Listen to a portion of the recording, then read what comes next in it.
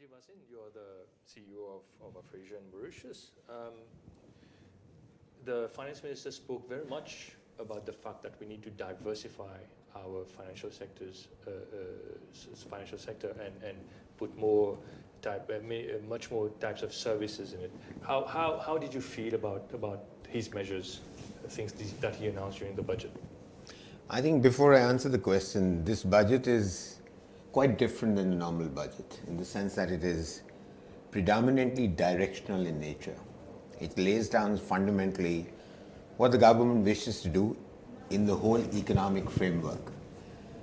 And if you put those changes into the system, then obviously the benefit will accrue to the financial services sector per se.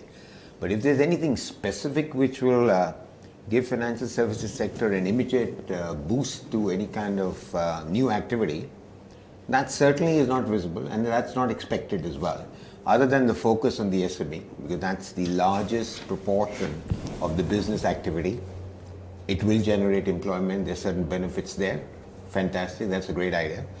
Then in addition to the fact that you want to modernize the whole payment system, the national payment switch, introduction of the digital platforms, again will facilitate payments, so benefit again to the financial services sector. The rationalization of all government departments and stuff of that nature should engineer savings, should cut expenditure, again it benefits. So everything will benefit, but the fact remains, as one would say, the devil lies in the detail and the implementation. Now the execution appears to be hinging on producing benefits over a period of time. If you're going to have some instant uplift, because when he mentioned the fact that the GDP jumps from almost a percentage point we're talking about, that's a significant jump. But where is it going to come from? Probably the new activities in terms of increased public expenditure, the development of the 3 cities, and obviously expenditure on the digitalization, the submarine cable and all this stuff. That can propel. Otherwise, it's not measurable as to how that GDP will be realized within a year. You mentioned the projects, the smart cities you mentioned, but one of it is the Heritage City project. And part of the financing will come from private sector, from banks, from debt. Do you feel that these kind of projects are bankable? Would you, for example, would Afrasia be willing to be one of the parties who are financing part of the loan to finance Heritage City? I think we are too small a bank to undertake a project of this nature in terms of commitment, but certainly these projects are financeable because banks will disintermediate. And the question is, we will raise finances globally and through bonds, because any city from start to finish, by the time it starts producing a positive revenue, you're looking at on an average 10, 12, 14 years. And if you look at even from the time it started till the time it became occupied and the value of the property started rising and producing revenue, it would have taken about 10, 12 years anyway.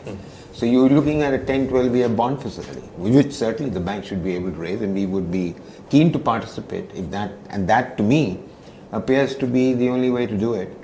And the good thing is that there is liquidity in the market.